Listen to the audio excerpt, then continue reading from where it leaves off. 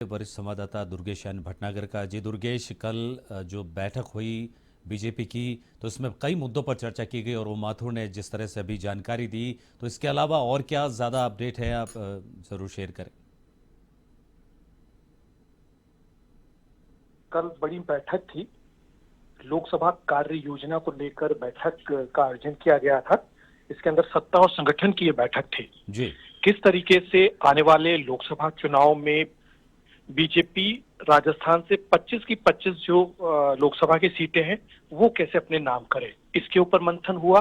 दूसरी चीज, जो विकसित भारत संकल्प योजना चल रही है उसको और इफेक्टिवली किस तरीके से ग्राउंड पर लाया जा सके, उसको लेकर जो बैठक हुई। अंदर खाने की अगर हम बात करें तो विक्रम आपको बता दें कि जो ओबीसी जी। की जो जातियां हैं, जो नीचा तबका है, उसको और साधने की कोशिश है, युवाओं को साधने की कोशिश है, गरीब और किसान को साधने की जो है वो बीजेपी की कोशिश रहेगी। और बीजेपी जहां जहां विधानसभा चुनाव में कमजोर रही है, जहां जहां उसको जो है वोटिंग परसेंटेज कम रहा है, जहां जहां वो हारी है, जिन जिन वार्डों में, जिन जिन क्षेत्रों में वो हारी है, वहां पर जो है वो मंथन किया जाएगा। और उसको लेकर क्लस्टर वाइज जो है, ओम जी। प्रकाश माथुर ने साफ बताया कि उनके जो अनुभव हैं जो छत्तीसगढ़ के, वो उन्होंने शेयर किया और उसी आधार पर जो है वो क्लस्टर वाइज जो है कोशिश की जाएगी कि उन जगहों पर जहां पर बीजेपी कमजोर रही है वहां पर जो है क्या परेशानियां हैं, क्या लेकुनाज है, उनको दुरुस्त किया जाएगा और ग्राउंड पर जो है ज्यादा से ज्यादा काम करना पड़ेगा।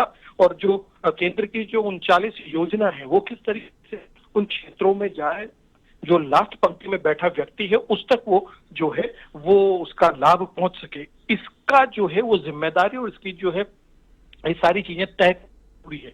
उसी को लेकर जो है महामंथन कल हुआ। करीब 3 बजे से शुरू हुआ महामंथन, 10:30 बजे तक चला। जी। और उसके बाद आज कार्य समिति की बैठक जो है बीजेपी में हो रही है। मुख्यमंत्री पहुंच चुके हैं, वो अपना उद्बोधन दे रहे हैं, किस तरीके से सरकार जो है वो काम करेगी, संगठन को लेकर किस तरीके से आगे चला जाएगा और बीजेपी को किस तरीके से और ज्यादा मजबूत स्थिति में लाकर खड़ा करना पड़ेगा। देखिए, जो करणपुर का चुनाव जो बीजेपी हारी है वो एक बहुत बड़ा जो है वो धब्बा जो कहना चाहिए कि वो भाजपा सरकार के माथे पर आया है। तो ऐसे में अब बहुत बड़ी स्थिति जो है वो उनको लोकसभा में अपने आप को दर्शानी पड़ेगी कि राजस्थान में जो है वो 25 की 25 सीटों के ऊपर। और सबसे बड़ी बात आपको बता दें विक्रम की जी। इस पूरी महामंथन के पीछे कुल मिला के ये है कि युवा चेहरों को आगे लाया जाएगा। 25 में से कम 18 से 20 जो है वो नए चेहरे हो सकते हैं।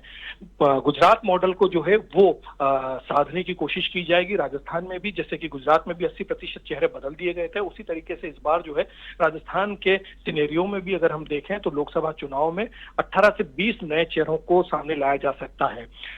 जैसा कि हमने छत्तीसगढ़, मध्य प्रदेश और राजस्थान में भी देखा, विधानसभा चुनाव में नए लोगों को कमान दी गई, नए लोगों को आगे लाया गया। उसी प्रकार से जो है वो ये सब चीजें तय की जाएगी। जो एग्जिस्टिंग जो नेता हैं, एग्जिस्टिंग जो सांसद हैं, उनकी एंटी इनकम्बेंसी कितनी है उसका भी आकलन किया जाएगा। और ग्राउंड पर जो है करीब 3 से 4 सर्वे जो है वो भी बीजेपी की तरफ से होने वाले हैं और उनके तहत आगे की जो रणनीति वो तय की जाएगी। और माना यह जा रहा है कि 18 से जो 20 चेहरे जो हैं वो लोकसभा चुनाव में देखने को मिल सकते हैं।